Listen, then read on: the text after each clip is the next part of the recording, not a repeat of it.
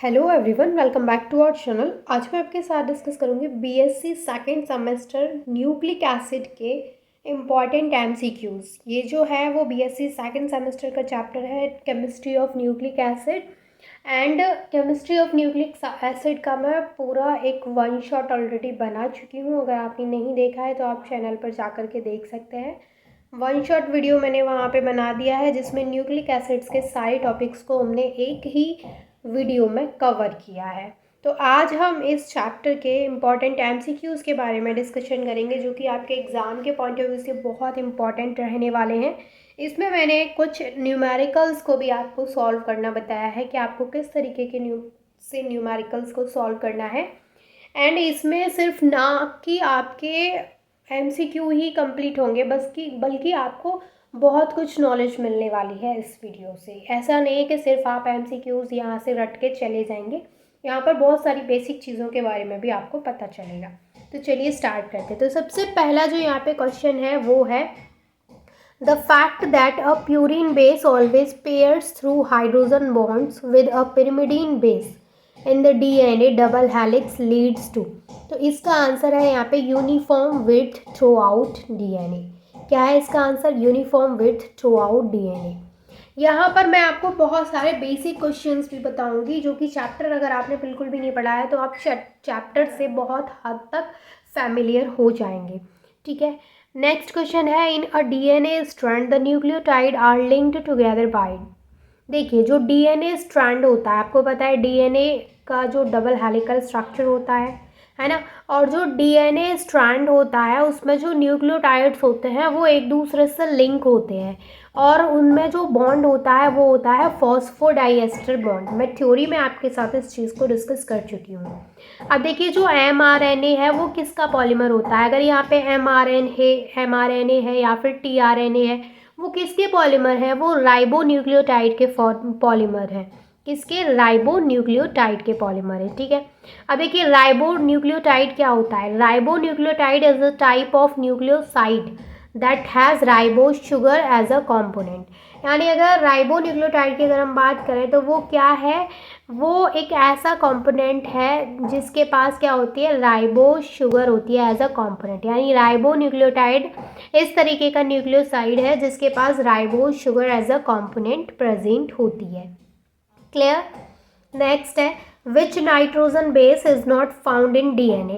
अब देखिए, DNA में मैंने आपको बताया था कि DNA में यूरेसिल नहीं होता है। यूरेसिल की जगह पे क्या होता है? थायमिन होता है। जबकि जो यूरेसिल है वो DNA में ना होकर के किस में प्रेजेंट होता है? RNA में प्रेजेंट होता है। तो यूरेसिल DNA में नहीं होता है। या फिर आपसे ऐसे पूछा जा सकता है कि थायमिन किस में नहीं होता है? तो थायमिन DNA में तो होता है लेकिन RNA में नहीं होता है, क्योंकि RNA में थायमिन की जगह पे यूरेसिल यूज़ होता है एंड DNA में यूरेसिल की जगह पे थायमिन यूज़ होता है। Is it clear? Next question है यहाँ पे who perform the transformation experiment with Streptococcus pneumoniae. तो किसने परफॉर्म किया था ये एक्सपेरिमेंट? तो वो किया था फ्रेडरिक ज़िरिफ्थ ने। ठीक है, फ्रेडरिक ज़िरिफ्थ। नेक्स्ट है a segment of DNA has 250 thymine. ये है ना न्यूमेरिकल टाइप क्वेश्चन है, और कैसे सॉल्व हुआ है मैं आपको बताऊंगी। इस तरीके के और भी क्वेश्चंस आप सॉल्व कर सकते हैं। तो क्वेश्चन क्या है कि a segment of DNA has 250 thymine. यानी एक सेगमेंट है DNA का जिसके पास 250 क्या है? थायमिन है एंड 250 ग्वानिन बेसिस है। यानी थायमिन बेस कितने हैं? 250 एंड ग्वानिन बेस भी कितने हैं? 250। The total number of nucleotides present in the segment is. अब ये पूछ रहा है कि जो सेगमेंट है उसमें कितने number of total number of nucleotides कितने प्रेजेंट है? तो इसका आंसर होगा 1000। अब कैसे निकाला है वो समझिए। देखिए, हमें पता है कि थायमिन, टी का मतलब मैं यहाँ पे थायमिन शो कर रही हूँ, जी का मतलब यहाँ पे ग्वानिन शो कर रही हूँ। अब टी यानी कि थायमिन के कितने यहाँ पे सेगमेंट है? मतलब 250 थायमिन है यहाँ पे और 250 ग्वानिन है। ठीक है, अब देखिए आपको पता है ये ऑलरेडी मैं डिस्कस कर चुकी हूँ कि जो थायमिन होता है वो एडेनिन के इक्वल होता है, तो A इक्वल टी होता है एंड जो ग्वानिन होता है वो साइटोसिन के इक्वल होता है, तो C इक्वल जी होता है। तो A इक्वल टी होता है, इसका मतलब जो टी की वैल्यू है वही A की वैल्यू हुई, भाई हुई कि नहीं? ए जो होता है वो टी के इक्वल होता है। अब टी की वैल्यू क्या है 250 है, तो ए की वैल्यू भी क्या होगी 250 होगी। अब सी जो है वो जी के इक्वल होता है, जी की वैल्यू क्या है 250, तो सी की वैल्यू भी क्या होगी 250। तो अगर हमें total number of nucleotide calculate करने हैं, तो टोटल नंबर ऑफ न्यूक्लियोटाइड को कैलकुलेट करने का क्या फॉर्मूला है कि हम सारे जो बेसिस हैं उनको प्लस कर देंगे। तो adenine plus thymine plus cytosine plus guanine, ये चारों को हम प्लस करेंगे और इन चारों की वैल्यू क्या है, एडेनिन थाइमिन के इक्वल है, थाइमिन की वैल्यू 250, तो एडेनिन की भी 250 हुई, थाइमिन की 250, अब ग्वानिन की 250 और ग्वानिन साइटोसिन के इक्वल है, तो साइटोसिन की भी 250 हुई एंड ग्वानिन की भी 250 हुई। तो टोटल कितना हो गया 1000। तो इसका आंसर ऐसे निकल के आया है 1000। अब देखिए ये नाम अगर आपको थोड़े से अजीब लग रहे हैं, adenine, guanine, thymine, cytosine, uracil, तो इनके लिए आप मेरा जो थ्योरी वाला लेक्चर है उसको देख सकते हैं। पूरा 1 शॉट लेक्चर मैंने वहाँ पे बनाया है। आपको ज़्यादा टाइम वेस्ट करने की ज़रूरत नहीं है, सिर्फ 1 घंटा आपको देना है। 1 घंटे में मैंने पूरे चैप्टर को आपके साथ डिस्कस किया है। अगर आपको चीज़ें यहाँ समझ में नहीं आ रही हैं तो आप वहाँ पर जा कर के भी देख सकते हैं, और अगर आपको चीज़ें समझ में आ रही हैं तो आपको कोई ज़रूरत नहीं है वो देखने की, ठीक है। नेक्स्ट क्वेश्चन है tRNA is a polymer of, अभी जस्ट मैंने क्या बताया था कि mRNA एंड tRNA किसके पॉलीमर हैं, राइबो न्यूक्लियोटाइड के। क्लियर है। नेक्स्ट है the monomeric unit of nucleic acid are called. देखिए न्यूक्लिक एसिड्स की जो मोनोमेरिक यूनिट है यानी जो मोनोमर है, यानी कि जो न्यूक्लिक एसिड जिस यूनिट से बार बार रिपीट होके बने हैं वो यूनिट होती है न्यूक्लियोटाइड। यानी न्यूक्लियोटाइड बार बार रिपीट होके क्या बनाता है, न्यूक्लिक एसिड। तो न्यूक्लिक एसिड की जो मोनोमर यूनिट होगी वो क्या होगी, न्यूक्लियोटाइड होगी। क्लियर है। नेक्स्ट है who discovered nucleic acid, nucleic acid को किसने डिस्कवर किया, तो वो है फ्रेडरिक माइशर। फ्रेडरिक माइशर ने न्यूक्लिक एसिड को डिस्कवर किया था। नेक्स्ट क्वेश्चन है name the pyrimidine base which is found in RNA.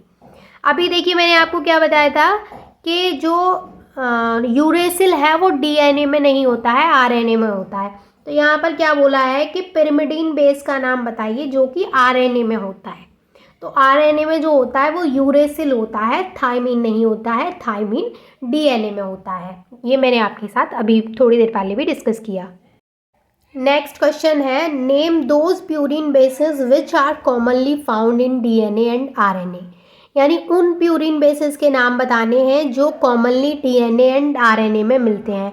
तो वो है एडेनिन एंड ग्वानिन, जो कि कॉमनली डीएनए एंड आरएनए दोनों में मिलते हैं। तो कौन से हैं, एडेनिन एंड ग्वानिन।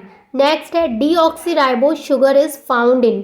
तो देखिए जो डीऑक्सीराइबोस शुगर होती है वो डीएनए में मिलती है, जबकि जो राइबोस शुगर होती है वो आरएनए में मिलती है। ठीक है। नेक्स्ट क्वेश्चन है the bond formed between sugar and nitrogenous base during the formation of nucleoside, यानी जो शुगर एंड नाइट्रोजिनस बेस के बीच में बॉन्ड फॉर्म होता है during the formation of nucleoside के फॉर्मेशन के दौरान, उस बॉन्ड को क्या बोलते हैं, ग्लाइकोसिडिक बॉन्ड बोलते हैं, जो कि शुगर एंड नाइट्रोजिनस बेस के बीच में बनता है। नेक्स्ट है energy currency of the living cell. देखिए एनर्जी करेंसी जो होती है लिविंग सेल की वो होती है एटीपी, एडिनोसिन ट्राइफॉस्फेट, क्या बोलते हैं इसको, एटीपी। नेक्स्ट क्वेश्चन है primary structure of DNA and RNA proceed in which direction. देखिए स्ट्रक्चर मैंने आपके साथ थ्योरी में डिस्कस किया था। तो जो प्राइमरी स्ट्रक्चर होता है डीएनए एंड आरएनए का वो किस डायरेक्शन में प्रोसीड होता है, 5' से 3'। नेक्स्ट है which bond is used to stabilise the double helix of DNA, यानी कौन सा बॉन्ड है जो कि डबल हेलिक्स ऑफ डीएनए को स्टेबलाइज करता है, तो वो है हाइड्रोजन बॉन्ड। क्लियर है। नेक्स्ट जो यहाँ पे क्वेश्चन है वो है a purified DNA sample of leaf contains 20.0 mole of guanine, calculate the approximate percentage of purine residue. ये भी एक न्यूमेरिकल है। तो इसको कैसे सॉल्व करना है, इसको भी मैं आपको सॉल्व करना बताती हूँ। इस तरीके का क्वेश्चन अगर एग्जाम में आता है, ये ही नहीं इसके अलावा भी कोई क्वेश्चन हो सकता है, और हो सकता है एज इट इज़ यही क्वेश्चन आपको मिल जाए। तो इस तरीके का हो या फिर ये हो, कैसे सॉल्व करना है अभी बताते हैं। इसका जो आंसर है वो है 50%। कैसे कैलकुलेट किया है वो चीज़ समझ लीजिए। यहाँ पे निकालना क्या है, अप्रॉक्सीमेट परसेंटेज ऑफ प्यूरिन का रेजिड्यू निकालना है। प्यूरिन रेजिड्यू यानी A+G की वैल्यू कैलकुलेट करके बतानी है। प्यूरिन रेजिड्यू इसका मतलब टोटल प्यूरिन्स की वैल्यू कैसे निकालेंगे, एडेनिन प्लस ग्वानिन दोनों की वैल्यू आ जाए तो वो क्या है, प्यूरिन रेजिड्यू आ गया। ठीक है, अब क्या करते हैं इसमें वो देखिए ग्वानिन यहाँ पे दे रखा है 20%, ये है ग्वानिन, कितने हैं 20.0 मोल यानी कि 20%। अब आपको पता है कि जो ग्वानिन होता है वो साइटोसिन के इक्वल होता है और एडेनिन जो होता है वो थायमिन के इक्वल होता है, ऑलरेडी डिस्कस्ड है ना। अब यहाँ पर A+G कर दूँ मैं, प्लस T+C कर दूँ। A+G का मतलब क्या है, A ये वाला एंड G ये वाला, तो A+G प्लस T+C इक्वल क्या हो गया, 100% हो गया। तो A+G की वैल्यू क्या है 20% प्लस T आ गया एज इट इज। C की वैल्यू क्या है, C की वैल्यू क्या है, क्योंकि G किसके इक्वल है, C के इक्वल है, तो G की वैल्यू 20% है तो C की वैल्यू भी 20% होगी, तो 20% हो गया इक्वल 100% है। A+, अब देखिए यहाँ पे जो T है, T की हमें वैल्यू किसकी चाहिए, G की तो दे रखी है, A की वैल्यू निकालनी है बस। A की वैल्यू कैसे निकालेंगे, अब देखिए जो T है वो A के इक्वल है, तो यहाँ से मैं इस T को हटा के यहाँ पे A रख दूँ, कॉमन मिल जाएगा फिर हमें A। अब यहाँ से हम दोनों A कॉमन ले लेंगे तो हो गया 2A, एंड यहाँ पे जो 20 है वो हो गया 40, एंड 100 माइनस 40 कर देंगे तो आ गया 30%। A की वैल्यू जो आई है वो क्या आई है, 30 आई है। अब G की वैल्यू इस क्वेश्चन में ऑलरेडी दे रखी थी 20, A की वैल्यू आई है 30, 20 प्लस 30 टोटल प्यूरिन निकालेंगे A+G करके, तो 20 प्लस 30 क्या होगा 50%, तो करेक्ट आंसर इज 50%। नेक्स्ट है purine base found in RNA। देखिए जो RNA में प्यूरिन बेस मिलता है वो होता है guanine. The sugar molecule present in nucleotide is, nucleotide में जो शुगर मॉलिक्यूल प्रेजेंट होता है वो होता है पेंटोज शुगर। ठीक है, ATP क्या है, ATP एक न्यूक्लियोटाइड है। ATP की फुल फॉर्म क्या है, एडिनोसिन ट्राइफॉस्फेट, ये क्या है, न्यूक्लियोटाइड है। ठीक है, phosphodiester bond is located in, देखिए फॉस्फोडाइएस्टर बॉन्ड किसके बीच में होता है, nucleic acid in a nucleotide. Name the uridine present in RNA, RNA में जो यूरिडीन प्रेजेंट होती है उसका नेम बताना है, तो वो क्या है, न्यूक्लियोसाइड है। नेक्स्ट आपको बताना है which is not the component of RNA, RNA का कॉम्पोनेंट कौन नहीं है, तो वो है thymine. Thymine is not a component of RNA because thymine किसका कॉम्पोनेंट है, DNA का है। RNA का कॉम्पोनेंट क्या है, यूरेसिल है। नेक्स्ट क्वेश्चन है यहाँ पे the composition of nucleoside, nucleoside and nucleotide दोनों का कंपोजिशन पूछा गया है। तो देखिए न्यूक्लियोसाइड का जो कंपोजिशन होता है वो सिर्फ बेस एंड शुगर से मिलकर के बनता है न्यूक्लियोसाइड, और जो न्यूक्लियोटाइड होता है वो base sugar and phosphate group से मिलके बनता है। अब इसको और थोड़ा आसानी से समझाती हूँ।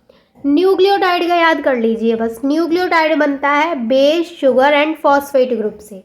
अब अगर न्यूक्लियोटाइड में से फॉस्फेट ग्रुप को निकाल दें तो वो बन जाएगा न्यूक्लियोसाइड, समझ गए, ये मैंने थ्योरी में भी आपको बताया था। नेक्स्ट है building blocks of nucleic acid are, nucleic acid के जो बिल्डिंग ब्लॉक्स होते हैं क्या होते हैं, न्यूक्लियोटाइड्स होते हैं। ठीक है, नेक्स्ट है nucleotide absorbed light at, nucleotide जो है वो लाइट को एब्जॉर्ब करता है कितने वेवलेंथ पे, तो 260 नैनोमीटर पर वो लाइट को एब्जॉर्ब करता है। नेक्स्ट क्वेश्चन है both uracil and thymine consist of a keto group, यानी क्वेश्चन पूछा जा सकता है कि जो थायमिन एंड यूरेसिल हैं उनमें कौन सा ग्रुप होता है, तो वो कौन से ग्रुप को कंसिस्ट करते हैं, कीटो ग्रुप को।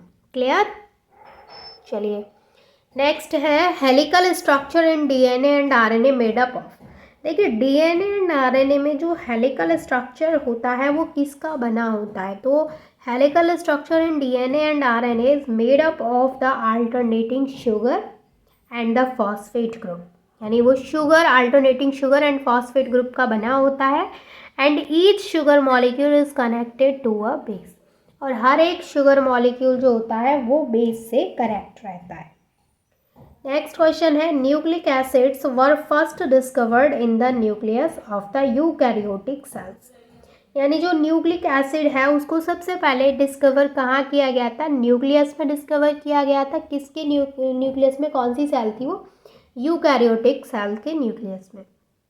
नेक्स्ट है in the context of DNA which of the following principle governs the process of transcription. तो जो प्रोसेस ऑफ ट्रांसक्रिप्शन है वो कौन सा प्रिंसिपल में होता है?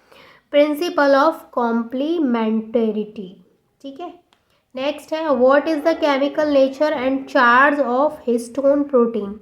हिस्टोन प्रोटीन का जो केमिकल नेचर होता है वो बेसिक होता है एंड चार्ज जो होता है वो पॉजिटिव होता है। Number of DNA molecule in each chromosome is. हर एक क्रोमोसोम में कितने नंबर ऑफ डीएनए मॉलिक्यूल आपको मिलेंगे? ओनली 1। तो ये थे 35 एमसीक्यूज़ ऑफ न्यूक्लिक एसिड्स और बहुत इंपॉर्टेंट एमसीक्यूज़ हैं ये एग्ज़ाम के पॉइंट ऑफ व्यू से। नेक्स्ट आपको कौन से चैप्टर के एमसीक्यूज़ चाहिए वो आप मुझे कमेंट करके बता सकते हैं। और एमसीक्यूज़ की वीडियो डेली रात को 8 बजे मैं अपलोड करूँगी, तो आप मुझे चैप्टर का नेम बताइए, देन आपको हर एक दिन 8 बजे उसी चैप्टर के एमसीक्यूज़ मिलेंगे जिसका नाम आप मुझे कमेंट करके बताएंगे। तो आई होप कि ये वीडियो आपके लिए थोड़ी बहुत हेल्पफुल तो रही होगी। प्लीज़ अगर थोड़ी भी हेल्पफुल रही है तो वीडियो को लाइक करें एंड चैनल को सब्सक्राइब करें। And thank you so much for watching this video.